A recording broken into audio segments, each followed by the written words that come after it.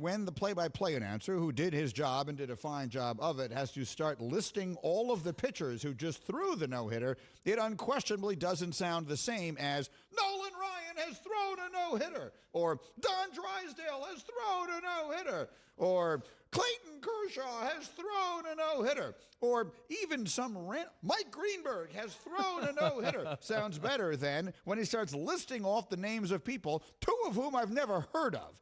So we got problems with that. So I bring Hembo into the conversation here. I'll give you the green light on this. That's the 7th no-hitter that we've seen in baseball. You told us before the season began. Again, we told you before the start of the season that this record would be broken.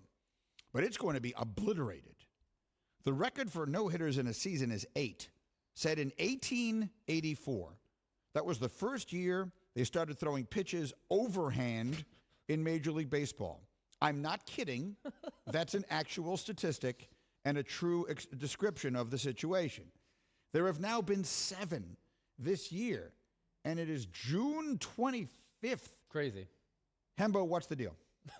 Well, the deal is, as we've been saying for months, it's never been harder to get a hit in the history of baseball than it is right now. And I think a lot of people assumed that now that baseball is trying to wrap their arms around these foreign substance issues, that all of a sudden offense is going to skyrocket. And I suppose that was a possibility. But the league is hitting .231 this week. So it's not as if this is happening immediately like some of us thought it would. So I don't see any reason to believe that we might not get 10, 12, or 15 no-hitters like we predicted earlier in the season. Although this, to me, hardly seems worth celebrating. Like you said, it was 4 pitchers. It was 8 walks. They threw 152 pitches. I'm not even sure this is noteworthy. I get it. It is definitely noteworthy. But what it isn't is what we're accustomed to thinking of a no-hitter as being. Now, I'm not one who's poo-pooing no-hitters. If one pitcher throws 9 no-hit innings, and again, we actually have had 8 no-hit games because one of them didn't count because it was, I forgot, who threw that? It was Bumgarner. It was Madison Bumgarner. Threw a 7-inning no-hitter in a game that was only scheduled to go 7 innings. So we really have had 8, but that's neither here nor there. There is something that is diminished for me. I don't really care that much about the walks.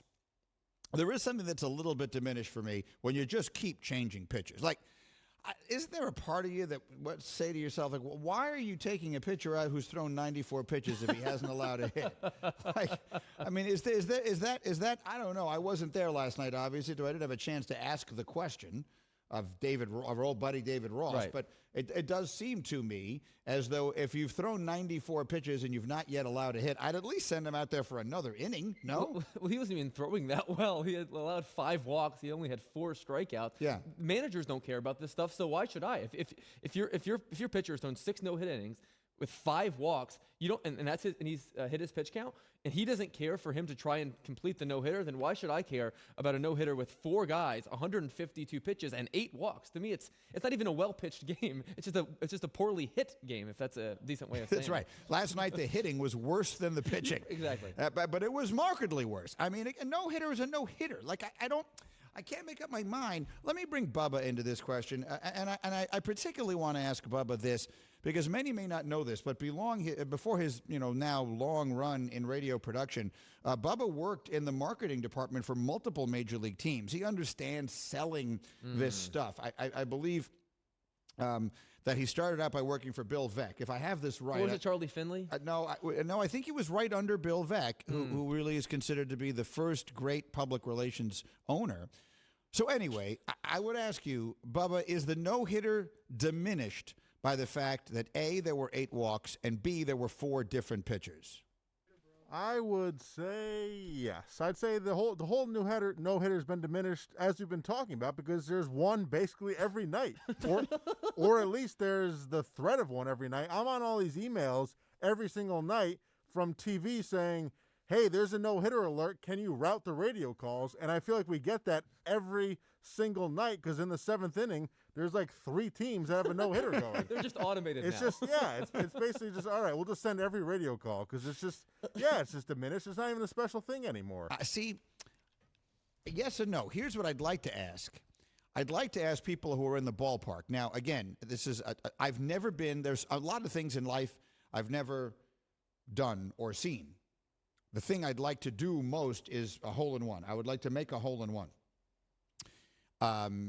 the thing I've never been in the building for is a no-hitter, and I'd love to. I've told you before, I was there, the Cubs in April of like 93 or 4 or something like that. No, it wouldn't have been April 94 because there was no April of 94. But whatever year it was, a very, very, very long time ago, I had a pitcher named Jose Guzman who had a no-hitter with 2 outs in the 9th broken up by Otis Nixon. And I was in the ballpark for that. And like everyone else, I've been there for no-hit bids that went into the 6th, into the 7th. I think there's nothing more exciting. I think there's nothing more exciting. So my question is it less exciting now in the ballpark? Is the crowd, is the home crowd standing and cheering and chanting on every single pitch?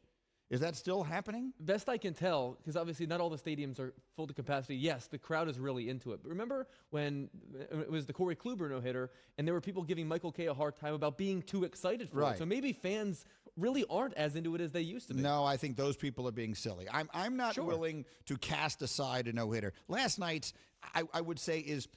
I'll be as unenthusiastic about that as I could possibly be about a no-hitter, but I still think it is worthy of discussion. The word combined is what makes it almost a non-story for me. Like a pitcher throwing 9 no-hit innings is one thing. It's not a person's accomplishment. It is not.